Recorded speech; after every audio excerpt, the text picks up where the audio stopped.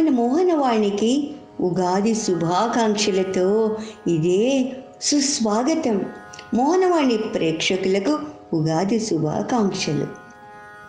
మనదైన మంచి మాటలో ఈరోజు క్రొత్త సంవత్సర సొగసులు, ఉగాది పర్వదినం మన అంశం. క్రొత్త సంవత్సర ఉగాది పర్వ శుభారంభాల మధ్యలో మావి చిగురులలో కోయిలమ్మ తీయని పలకరింపులు అలరించాయి కదా మనని. క్రోధినామ పర్వ వేళ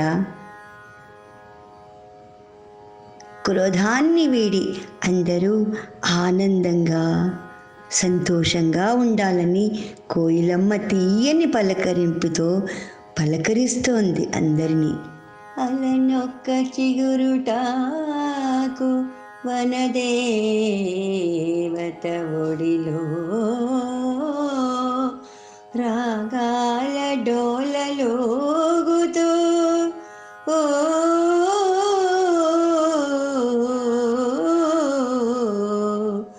మధు హృదయంతో ఉండాలని చెప్పింది.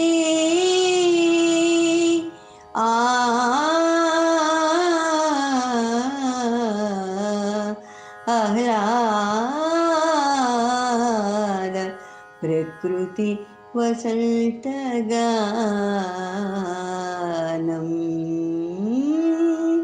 ఉగాది వసంతం, తెలుగువారి తొలి పండుగ ఉగాది. ఆకు రాల్చిన శిశిరం వెనుక వచ్చే ఆమని చిగురులు మనసుకు ఆహ్లాదాన్ని కలిగిస్తాయి కదా. ప్రకృతి వరంగా నూతనత్వం చేకూర్చే శుభకరమైన పండుగ. ప్రకృతి పరంగా నూతనత్వం చేకూర్చే శుభకరమైన పండుగ ఉగాది పండుగ. 12 తెలుగు నెలల్లో మొదటిది చైత్రమాసం. 6 ఋతువులలో మొదటిది వసంత ఋతువు.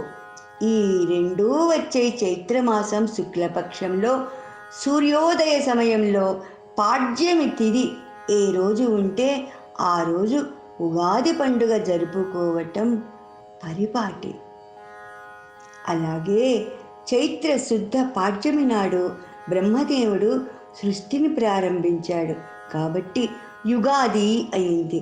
యుగాది క్రమేణా ఉగాదిగా రూపాంతరం చెందింది. ప్రకృతిలో కొత్త మార్పులు నేటి నుంచే వస్తాయి. కొత్త చిగుళ్ళు, కొత్త పూత, అంతా ఇలాగా కొత్తదనంతో ఉగాది జగతికి నవ్య శోభలను అందిస్తుంది. ఈవంకొక సుమం పరిమళాల ఊయలలోగుతూ పచ్చదనమే ఆనందమని చెప్పింది. ఆహ్లాద ప్రకృతి వసంతగానం. వసంత ఋతు శోభలతో కోయిలల కుహు కుహు రాగాలతో రానుంది కదా ఈ సంవత్సరం ఉగాది పండుగ. వసంత ఆగమనం శుభకరమని, నూతన ఆశయాలకి స్ఫూర్తినిచ్చే ప్రారంభ ఋతువుగా చెబుతారు.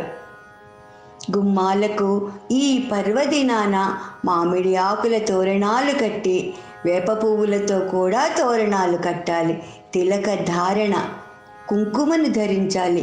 నూతన వస్త్రాలు ధరించి పెద్దవాళ్ళ ఆశీస్సులు తీసుకోవాలి. దేవాలయానికి వెళ్ళి దైవ దర్శనం చేసుకొని తీర్థప్రసాదాలు తీసుకోవాలి.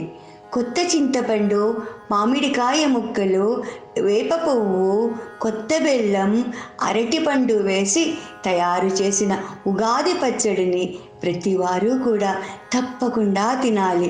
దీనిని పరగడుపున ఏమీ తినకుండా సేవించాలి. ఇలా తినటం వల్ల ఆరోగ్యానికి అనేక విధాల శ్రేయస్కరం. అలనొక నీలి మేఘం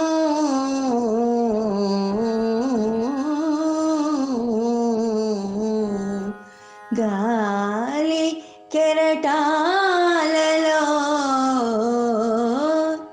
లయమవుతూ మానవత్వ మమతను పంచమని చెప్పింది. ఆహ్లాద ప్రకృతి వసంతగానం.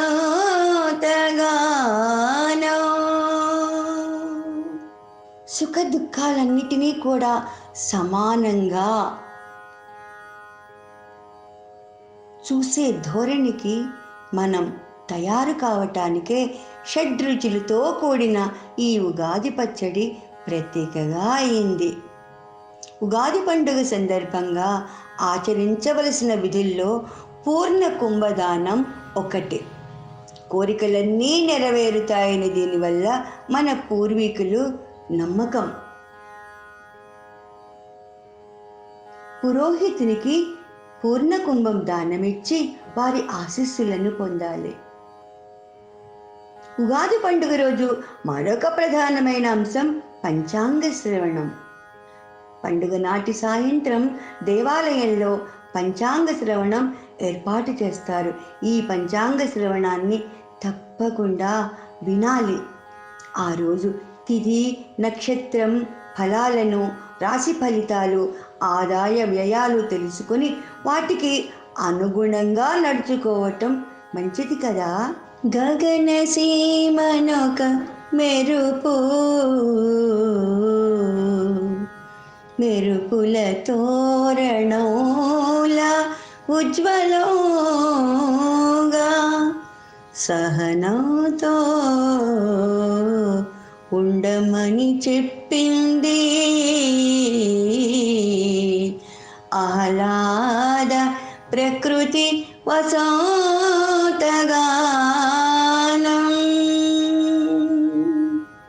చైత్రశుద్ధ పాడ్యమి నాడు పంచాంగ శ్రవణం వల్ల, గంగా స్నానం వల్ల లభించే పుణ్యంతో సమానమైన ఫలితం లభిస్తుందని కూడా పెద్దలు చెప్పారు.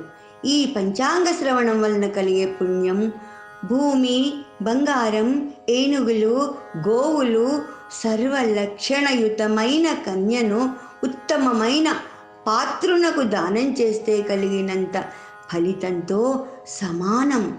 ఆ చందమామ వెన్నెల వెలుగుల వెలుగుతూ అందరికీ స్నేహకాంతిని వెదజల్లమని చెప్పింది. ఆహ్లాద ప్రకృతి వసంత గానం.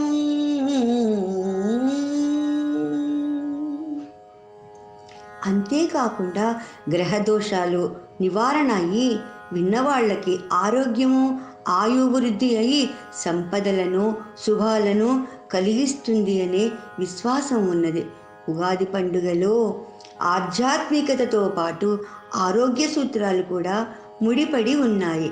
ప్రకృతి పరంగా వచ్చే నూతన మార్పులతో కలగలిస్తే ఈ నూతన సంవత్సర వేడుక మనకు ఆదర్శంగా నిలుస్తుంది.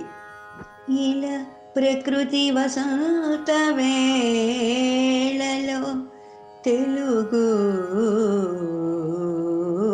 వీణియ మధుర వసంత గానాల రాగమై